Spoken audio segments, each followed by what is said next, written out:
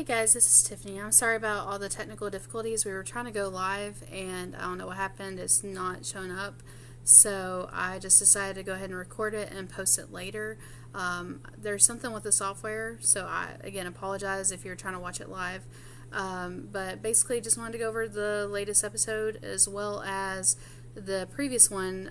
Just because the previous one, it was really kind of predictable. So I figured the best way to do it would be to keep them both in one video. So the last episode was Beyond the Wall, and essentially it's, they're going out into the, beyond the wall, into this ice and snowstorm to try to catch a White Walker to bring back to Cersei and show her this is real, this is not fake, and what we've been warning everybody is actually true. So they are out there. There's kind of, you see this bond that starts to form. I mean, that's really what this is about, is them coming together and a bond forming.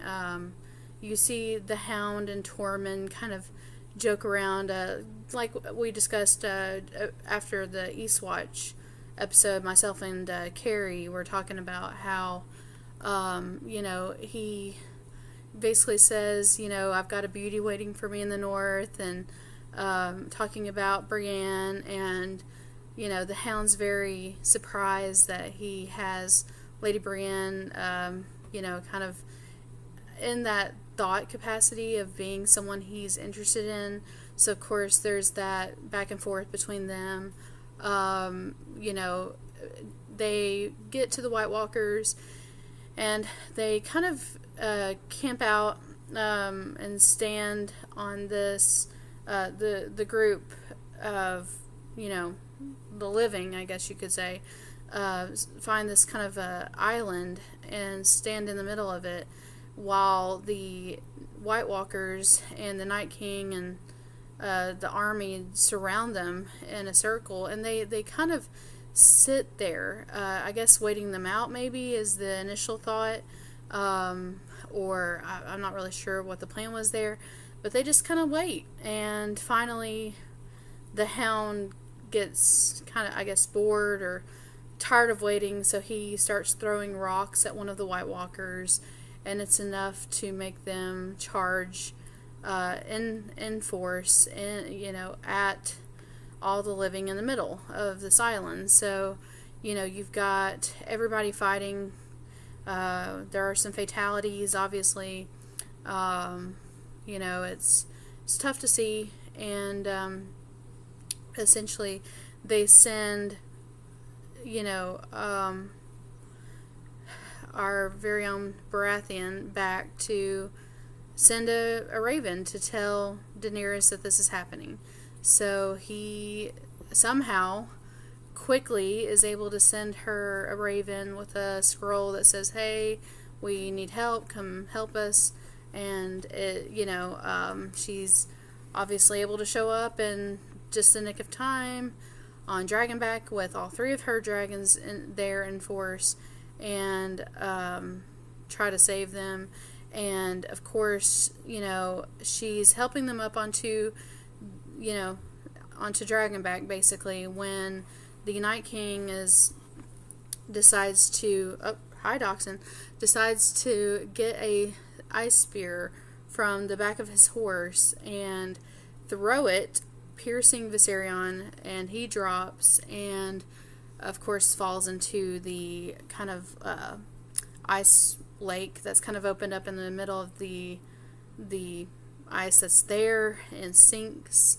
And that's all you see of him, and all the dragons are crying out. It's very, very sad. Daenerys basically just lost a child, and it's really hard for her, I know, to witness that. But, she still is trying to save everybody. Jon sees this happen, and, he kind of shares a look with the Night King, and, they kind of, look at each other like, they kind of, I guess they know that they're going to see each other again, they're going to be fighting again, and it's just kind of that acknowledgement in a way. So, but they get back. Jon's obviously very upset and sorry.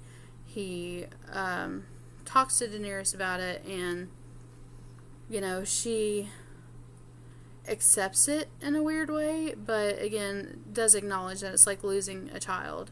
And Tyrion has said that these are the only children you'll have, and she's acknowledged that they're the only children she'll have, especially after what happened with Khal Drogo and just everything that happened there. So, Beyond the Wall was, and so many people criticize it because they're like, oh, this is predictable, we saw it coming, and, in a sense, it was bound to happen at some point.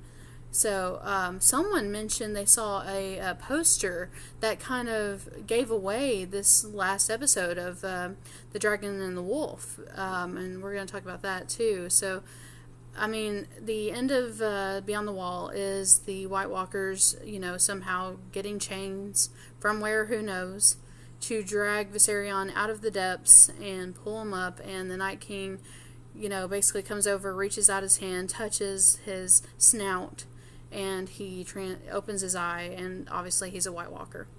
So, it's one of those things that, in a sense, most people, if not a lot of people, knew it was going to happen.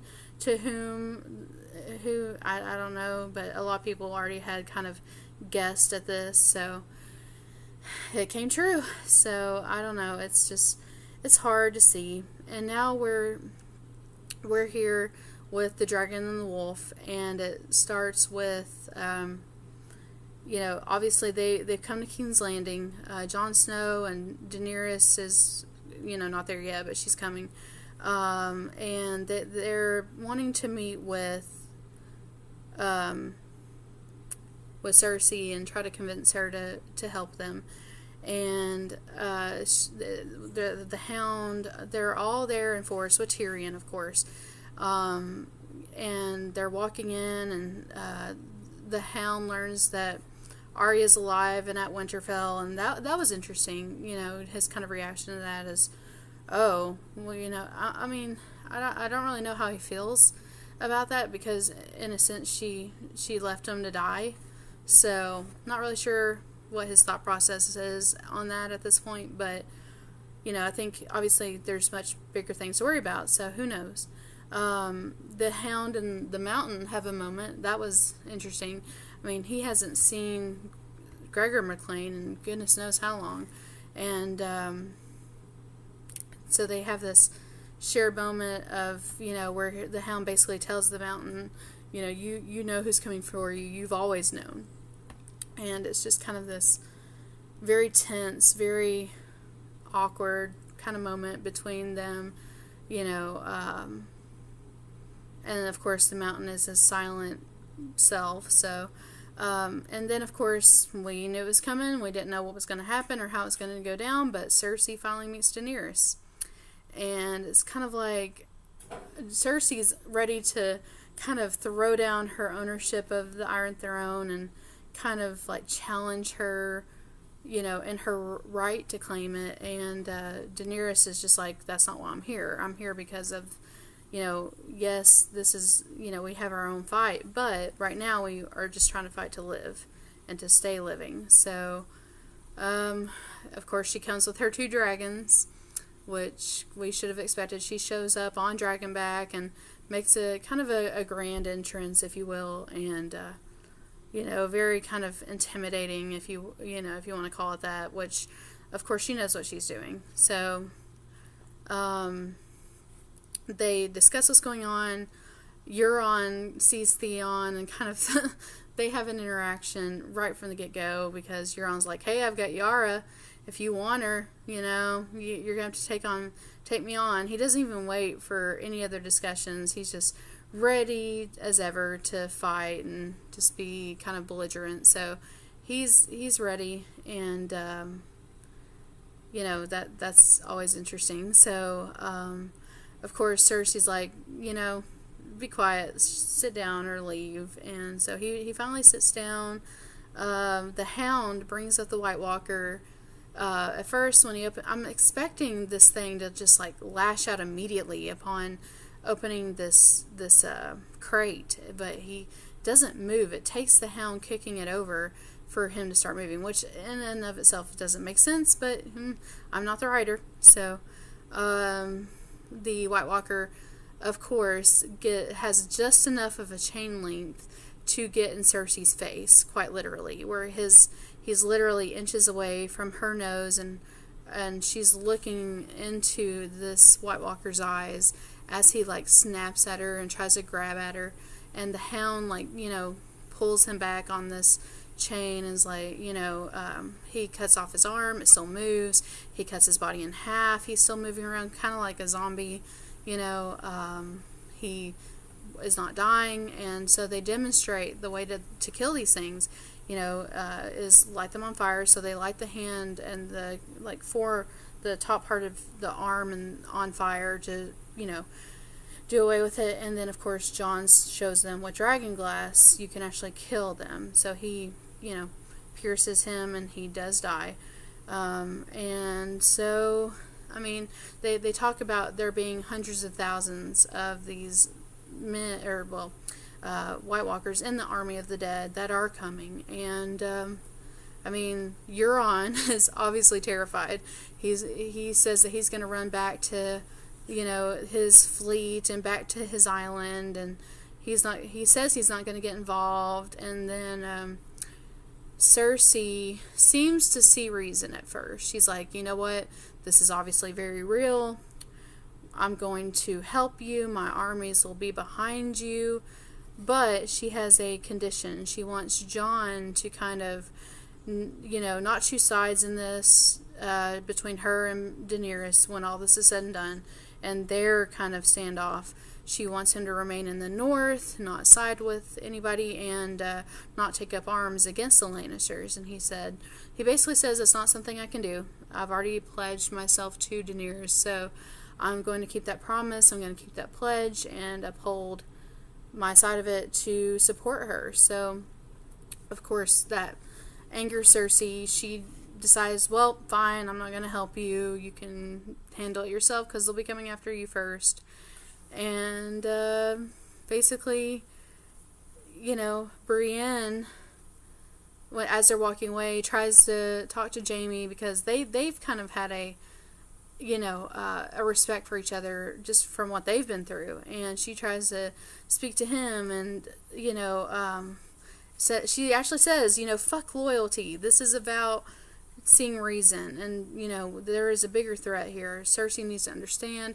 And Jaime once again sides with Cersei and is like, I support my sister, whatever she decides to do. So Tyrion decides that he will talk to her, which I pretty much thought he was going to go into his death, but I was not really sure what to think. But Tyrion goes and talks to Cersei, and I mean, it's very intense because, Cersei, she did see him as the one that killed Joffrey. Now she knows better. She knows that Olenna Tyrell was the one that killed Joffrey.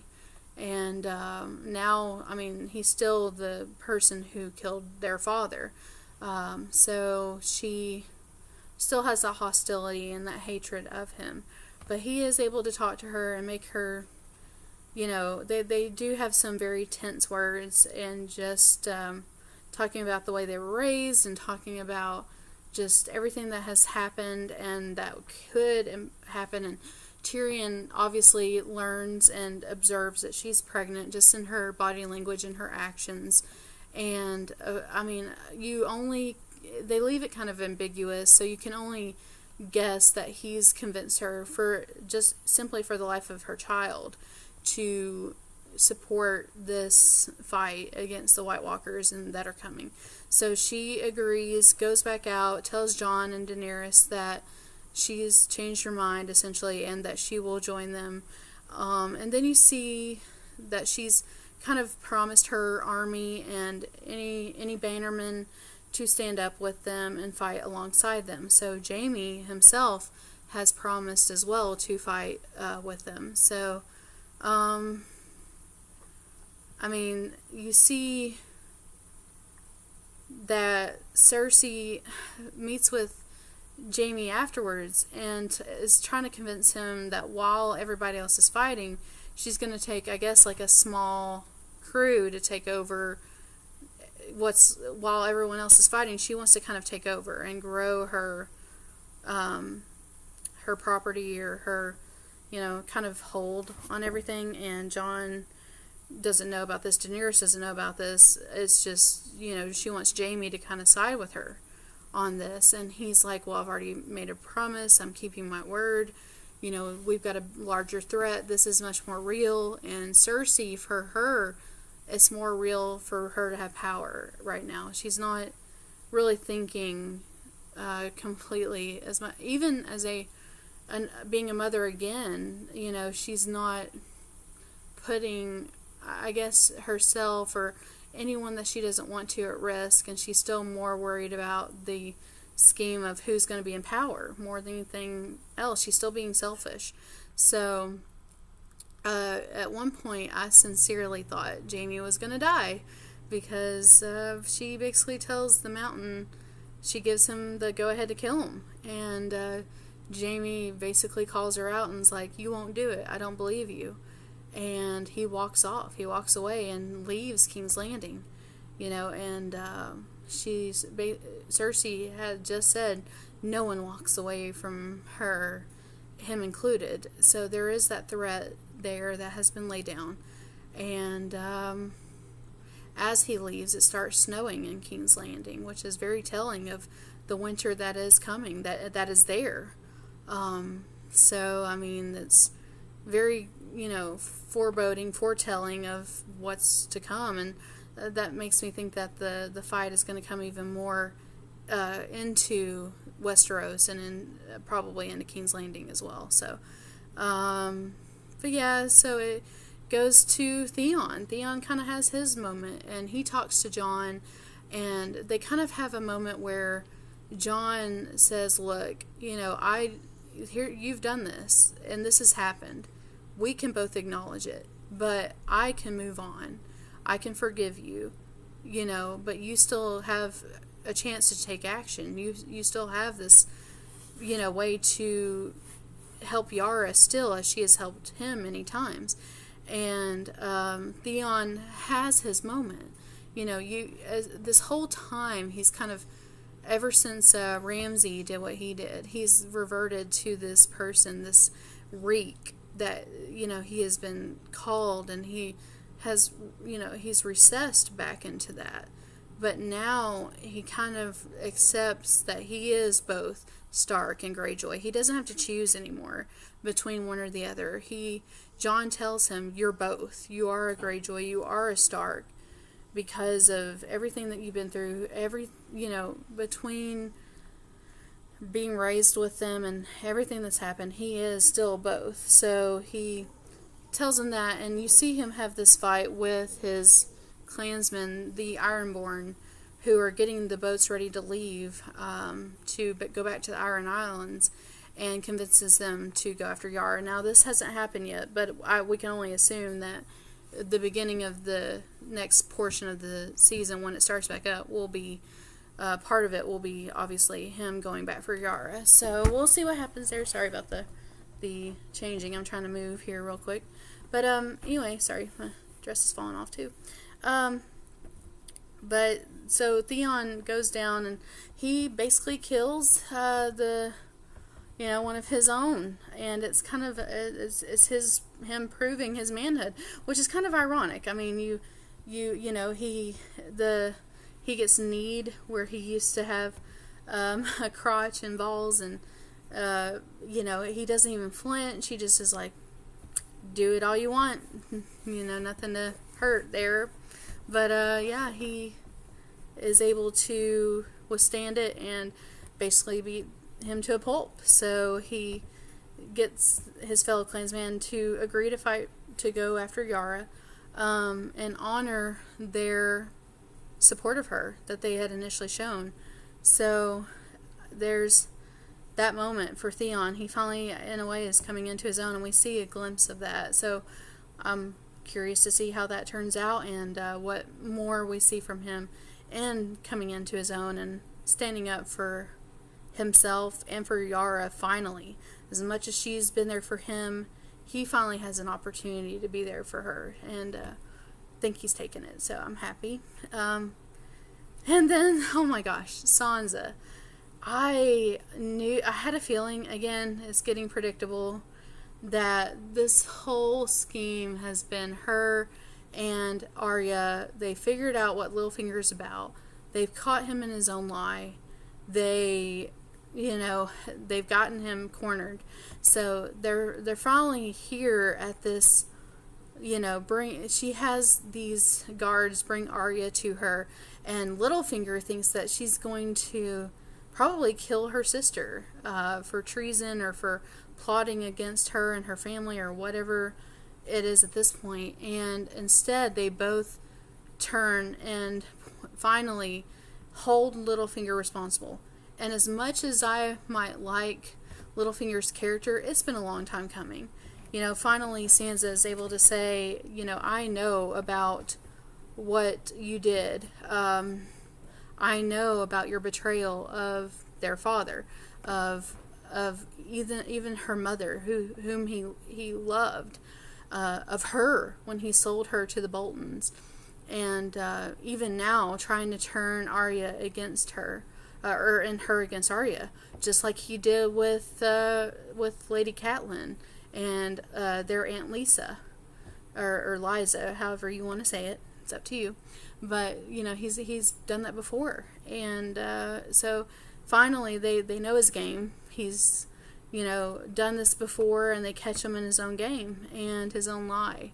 And it gets to the point where Bran even brings up things that he knows about him that catch Littlefinger off guard. He's not expecting that. And they tell him that that dagger that he said was Tyrion's is his. All of his past faults, when Ned got beheaded, everything that has happened by his kind of setup and his words and his little, pulling the puppet strings and what have you, finally comes to light. And Sansa knows it. She makes the clansmen aware of it, and she has Arya kill him. And, whew, man, I just, wow. That was a moment. So yeah, just that line where she's like, is this true? And she just kind of pauses and looks over Lord Baelish, and he's like, what me? What's happening? This is not what we planned. It's very interesting. So we see Bran also talk to Sam. Sam comes up and he lets Sam in on the truth that John, he was supposed to be, his real name was supposed to be John Sand, but in reality, when he says this, Sam tells him the truth that the Maester, whomever it was, that annulled the marriage that Rhaegar had, or that was had between Jon Snow's real mother, is actually, they were truly married. His other marriage was annulled. They truly did get married. And it wasn't what they thought. It wasn't that, she was kidnapped and taken against her will and forced into anything. They did love each other. And so that's why his other marriage was annulled, and he did get truly married. And Bran's able to see this in his, three-eyed raven vision way that he does. He's able to see that. So he acknowledges that John is not John Sand. His real name is Aegon Targaryen. And it's very powerful because right at this moment is the same moment you realize that he is essentially having sex with his aunt. Kind of like a Star Wars moment here. We have, Jon Snow, or Aegon Targaryen, has gone to Daenerys' room, and Tyrion sees this. They don't really say anything. She just lets him into the room and closes the door.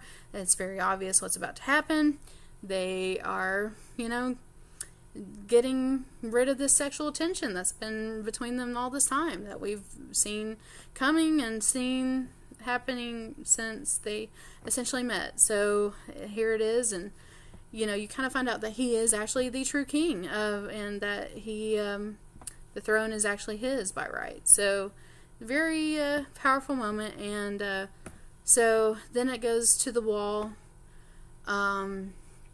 we see Tormund, and they're gazing out across the wall, and we see the Night King and the army arrive, and the White Walkers are there in force, en masse, and very powerful. You don't see the Night King, and here we go again with predictability. I don't know who it was that posted a meme of the Night King, or a fake poster of the Night King on Dragonback, but here it is. They called it. I mean, that's happening. He's on Dragonback. The Viserions, he's basically emitting this blue fire instead of red or orange or whatever you want to call it, on the wall, and burning a hole through it, and so that gets rid of the theory that the wall is an ice dragon. So there you go. There's that theory's out the door. Because I myself even thought that it was possible that the wall, being that it had held up so long, was actually holding an ice dragon inside of it. So there goes that theory, essentially.